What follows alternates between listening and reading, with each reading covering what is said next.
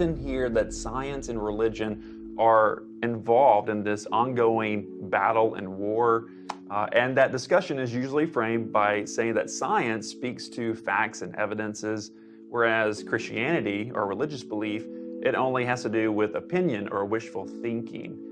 Is there sort of a conflict between science and Christianity? Well, that idea that there's been a war between science and Christianity is actually a myth. It first was generated by Andrew White, who is the president of Cornell University in the late 1800s. He was an atheist, and he wrote a book that was a propaganda piece that was not true on the warfare between science and religion. And today, you will not find a single historian of science in any university that believes that warfare myth. No, the history of the interaction between Christianity and science has not been a war. Indeed, Andy, it was Christianity in Europe that provided the worldview within which science was born, because Christianity supported the assumptions of science, that the world is rational, that our minds are capable of knowing the world, that there is such a thing as truth.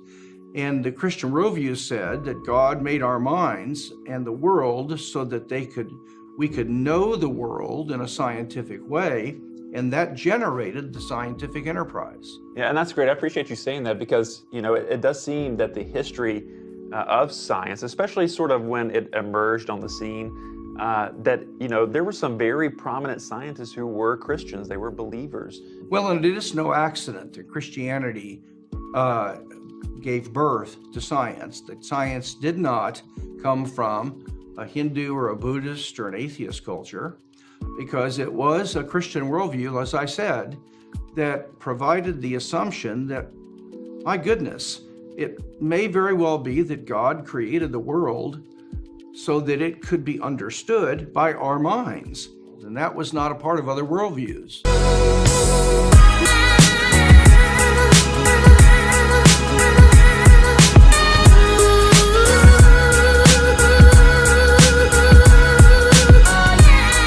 We look at the rise of science in the 16th and 17th centuries. Alfred North Whitehead and many others commented that men became scientific because they expected law in nature, and they expected law in nature because they believed in a lawgiver.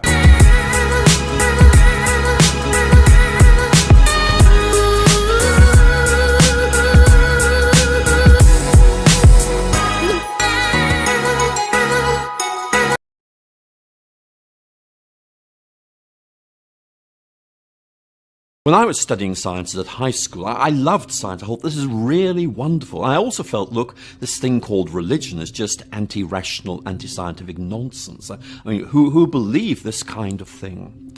I think when I went up to Oxford University to study science properly, I did chemistry as an undergraduate and then did research in molecular biophysics, I began to realize that things were much more complicated than that.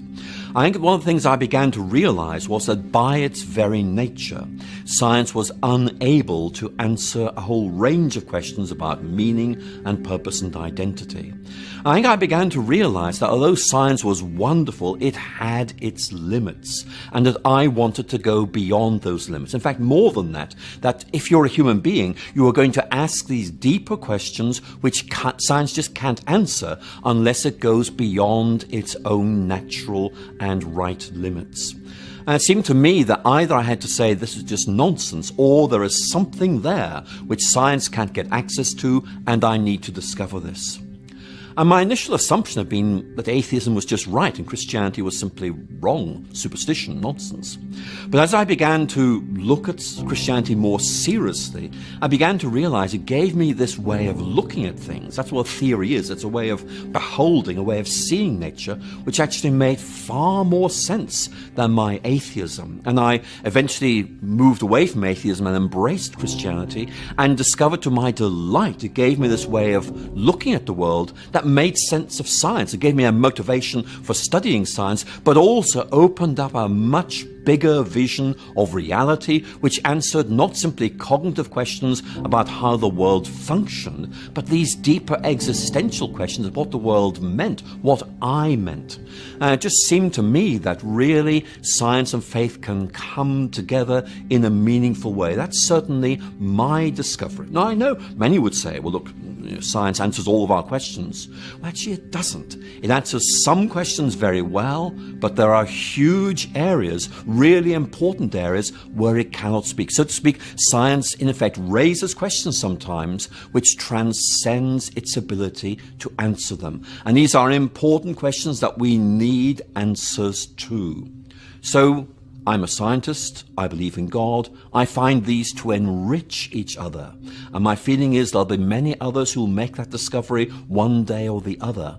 Theology, faith enriches our vision of reality. It gives us something that makes sense of life, makes sense of the world, and we all need that if we're going to lead our meaningful lives in this strange world that we find ourselves placed in.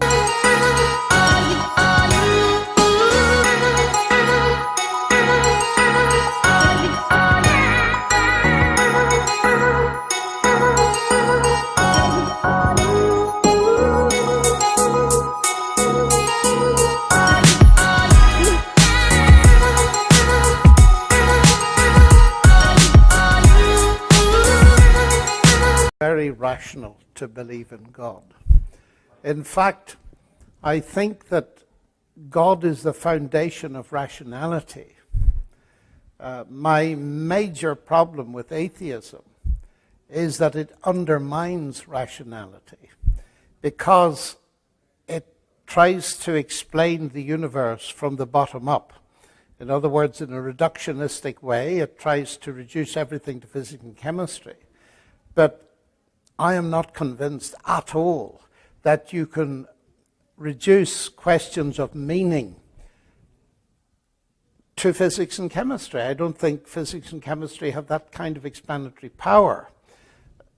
The obvious example of that is the moment we see anything in a language, we infer intelligence.